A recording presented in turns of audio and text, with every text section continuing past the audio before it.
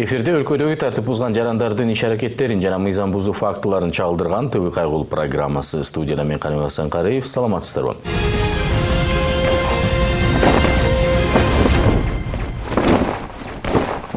Ысык Көл областында жай айларында даярдалган сюжетибизди берүүнү улантабыз. Бул ирет жол тартибин бузгандар бейбаштыкка дагы барышты. Кененирээк биздин кийинки материалда.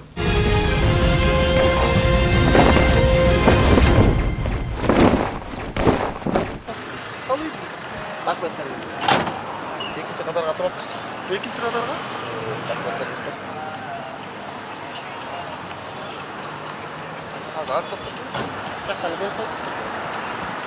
Бул унааны экинчи катарга токтотуп алгандыгы үчүн документтерин талап кылышты. Мындай тартип бузуу менен жолдогу башка унаа айдоочуларына тоскоолдук жараткандыктан айдоочунун документтерин алып протокол толтуруп беришти. Ал эми кийинкисин коопсуз курун тагынбай жана чөнтөк телефон менен сүйлөшүп, унаа башкарып жаткандыгы үчүн токтотушту. Саламатсызбы? Инспектор ГАИ старшина милиционер. Эки нарушение менен кирдиңиз, жолдош айдоочу. Бирөөсү ремень жок, экинчиси телефон менен сүйлөшүп. Болбойт да, сиз андай айдашпай, токтоп сүйлөшүп керек да. Өзүңүзгө тийиштүү водительский удостоверениеңизди машинага тийиштүү такталганда берип коюңуз. Административный протокол түзүп. Бул айдоочуга протокол толтургуча алдына кичинекей баланы салып келаткан Казакстандын мамлекеттик номуру менен жол тандабасты токтотушту.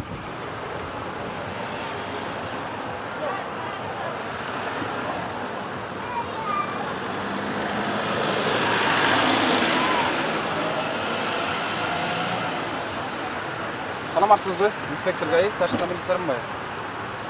Вы нарушаете перевозку людей. Нельзя же маленькому ребенку на переднее сиденье сидеть. Поселке живут. Айдоочуга кандай кооптуу тартиптердин бирин бузганы түшүндүрүлүп, протокол толтурууга документтерин алышты. Бирок кагаздарды толтуруу инспектор үчүн оңой болгон жок. Айдоочусу менин боюмда бар айдоочулук көлүгүмдү бер деп нааразы болсо, жанындагы жүргүнчүлөрү чыгып алып, документтерди инспектордун колунан тартып алуу аракетинде көрүштү. Я беременна, дайте мне мои права. Это грубое нарушение. Я Ребенок выпил. у меня плакал на руках. Дайте мне мои права.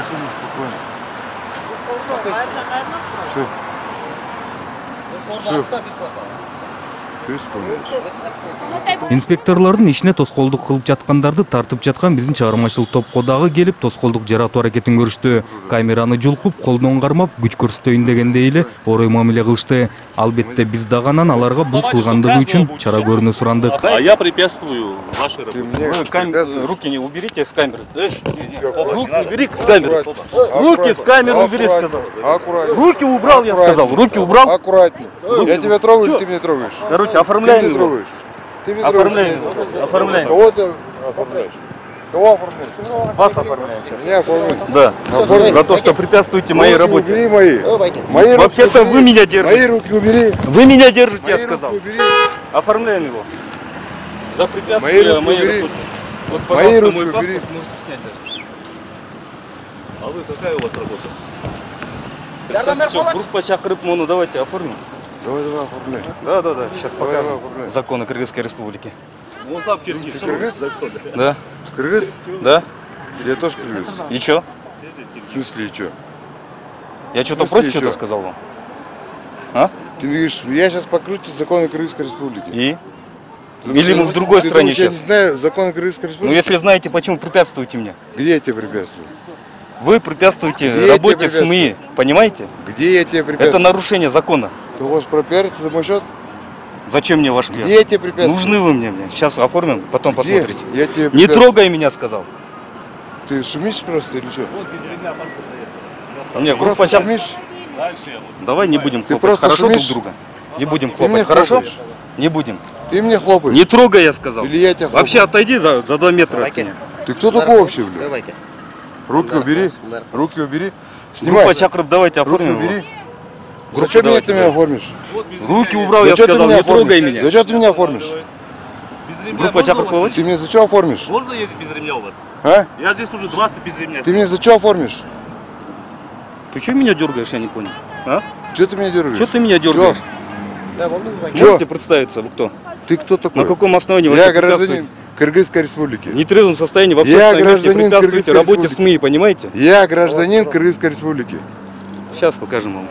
Что ты мне покажешь? Кое-что Может, покажем. конституционные права прямые покажешь? Вас научат всему. Ты меня научишь. Я сказал, не трогай вообще, отойди от меня. Камеру снимай. Я снимаю. Снимай, как он меня толкает. Не подходи вообще ко мне, понимаешь? Не подходи. Не подходи ко мне. Айдоочу айымдын жүргүнчүлөрү сөгүп дагы жатышты, кол көтөрүп дагы жатышты. Тартип сакчылар ары алып кетели дегенине карабай, кайрадан келип асылып жатты. Акыры ызы чуу болуп отуруп протокол толтурулуп, айдоочуга тапшырылып, анысы кой берилди. Ал эми жүргүнчүсү тынчыгысы келбей улам күчөп. Тартип сакчыларга дагы асылып, ара чолду соц тармактардагы баракчасы аркылуу түз эфирге дагы чыгып жатты. Развернулись и даже ноль внимания. Покажи. Что с ней трогать? Оба.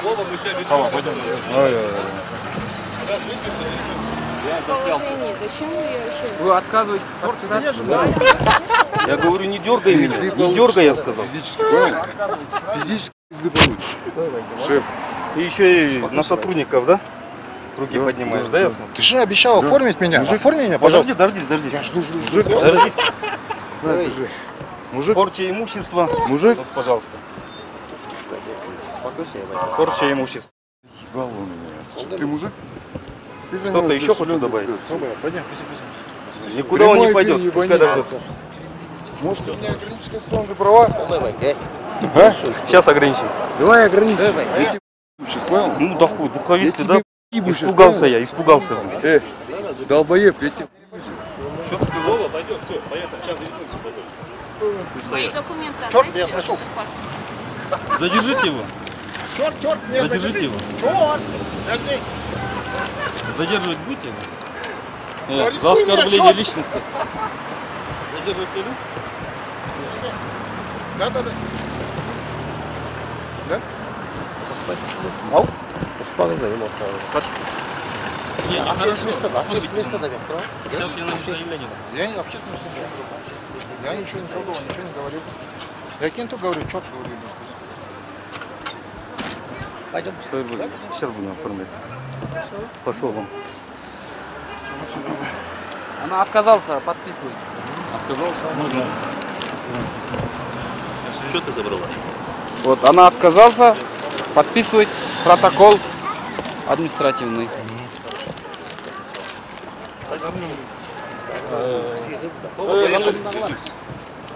Порча имущества, оскорбление и руки распускает мало.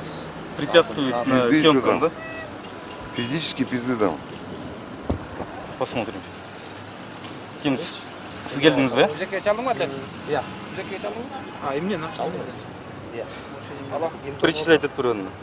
Где паспорт? Препятствие? Жоқ, немен. А, бұларды видео, жөнеле я балалар снял, болчу снял. астында. Астында балалар болчу. Да. Домой могу пойти?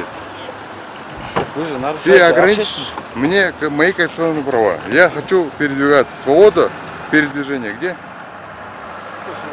Ты мне ограничишь мои конституционные права? Я не ограничиваю, вы сами пьяные. Уважаемый, сейчас мы... Я убегаю, да?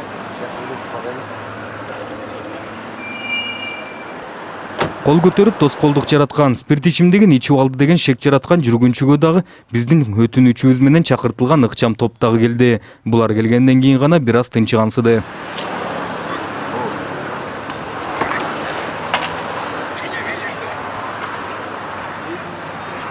Мен даже отурайын.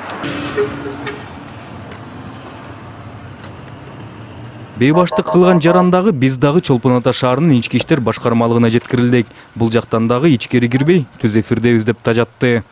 Можете представиться?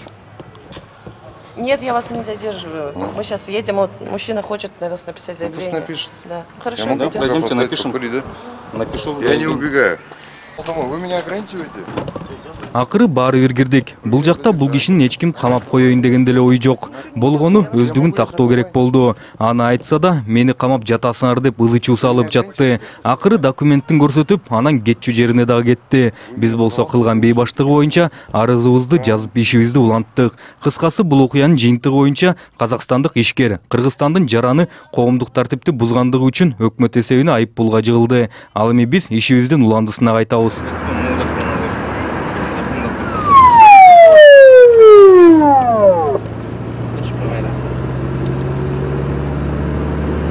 Бул жол тандабастын аркасынан түшкөн тартип сакчылар анын терезелеринин караңгылатып алганын көрүшкөн. Ээрчи отуруп, бактуу долонот айылына кире беришинен токтотушту.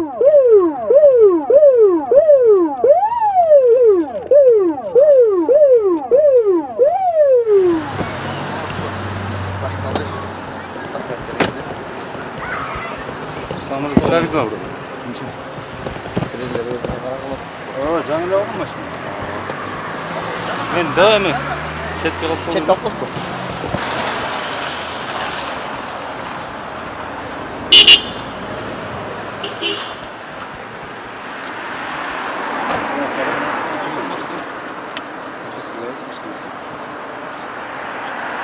Айдоочу унааны жаңы алганын айтып, терезелери ушул бойдон келгенин кабарлашты. Жана инспекторлорго документтерин тапшырып берип, айып короону көздөй өздөрү жеткирип беришти. Бул жактан анын терезелери тазаланып, протоколдор толтурулду.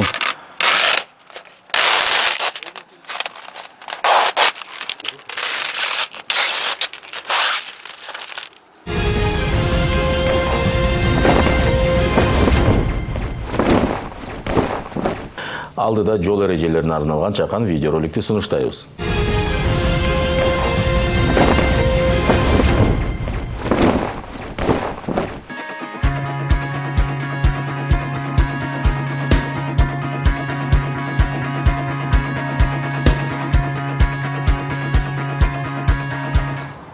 Бишкек шаары боюнча азыр эң көйгөйлүү маселе бул жол тыгындарын азайтуу маселеси болуп атат. Жол көзөмөлдөө бөлүмү тарабынан биз шаардын көп жерлерин изилдеп чыгып, ушу Акунбаева көчөсүнүн менен Курманжанатка көчөсүнүн кезилишине эл аралык стандарттагы жаңы жол эрежесин кирдик. Бул ыкмада ар бир айлампага келген айдоочу айлампанын кире беришинде жол бер деген белги турат. Айлампанын кире беришине кирип токтойт дагы ичиндеги жүргөн транспорт каражаттарын кой берет. Ал эми айлампанын ичиндеги жүргөн транспорт каражаттары бул негизги жол деп саналат. Бул жаңы киргизилип жаткан эреже боюнча айлампа жол. Айлампанын ичине кирген унаа негизги болуп эсептелет. Айлампага кире элек автотранспорт экинчи даражадагы унаа болуп саналат. Андан тышкары, айлампага киргенден кийин оң тарап эмес, сол тарап негизги болуп калат. Буга кошумча, айлампага кирип жатканда же чыгып жатканда жөө жүргүнчүнү өткөрүү шарт.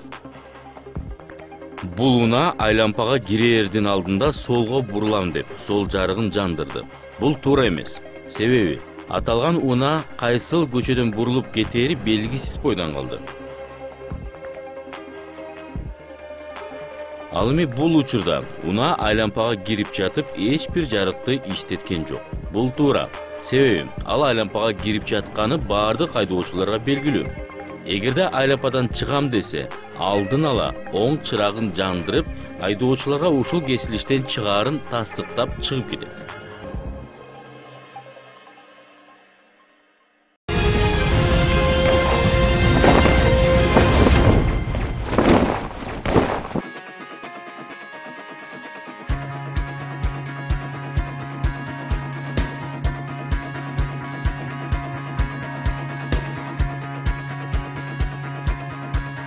Бишкек шаары боюнча азыр чоң-чоң көчөлөрдүн кезилишине жаңы 4 фазалуу жол чырагы орнотулган. Каяка орнотулган болсо, ал көчөлөрдө чындыгында тыгын азайып калды. Бирок ошого карабастан кээ бир биздин айдоочулар жол чырагына карабастан бири-бирин торуп, жана ошондой эле экинчи катарга чыгып, жол эрежесин сактабастыктан кээ бир көйгөйлөр жол тыгынын түзүп атышат. Мындай кесилиштерде жолдун борбордук бөлүгүн табуу керек. Көпчүлүк айдоочулар солго буруу ыкмада туура эмес бурулуп келишет. Мына бул учурда жол эрежеси бузулду.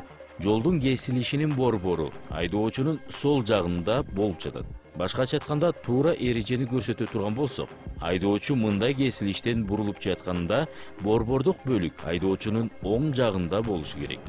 Маңдайындагы каршы бурулуп жаткан унаа оң тарабында калып, бири-биринин жолун тоспой, жол тыгындарын жаратпайт.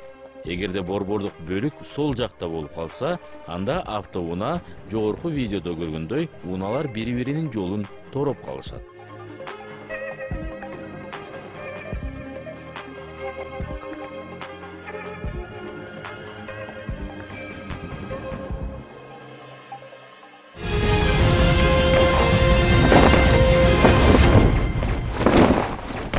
кезек издөө салабыз рубрикасында.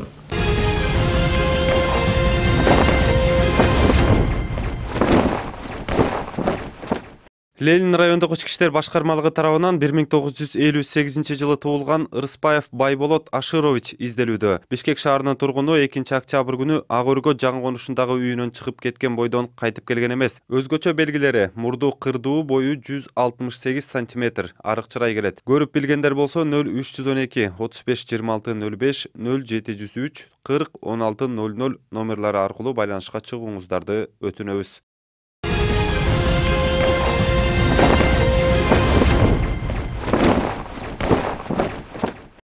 Биринчи май райондук ички иштер башкармалыгы Жээнтаев Азем Болотбековичке издөө салат. Бишкек шаарынын тургуну 21 август күнү Алтын Казык жаңы конушундагы үйүнөн чыгып кеткен бойдон кайтып келген эмес. Өзгөчө белгилери: бою 170-175 сантиметр, чачы кара жана сол бутунан аксап басат. Жээнтаев Аземди көрүп билгендер болсо 0507 54 55 65 номерлары аркылуу байланышка чыгууңуздарды өтүнөбүз.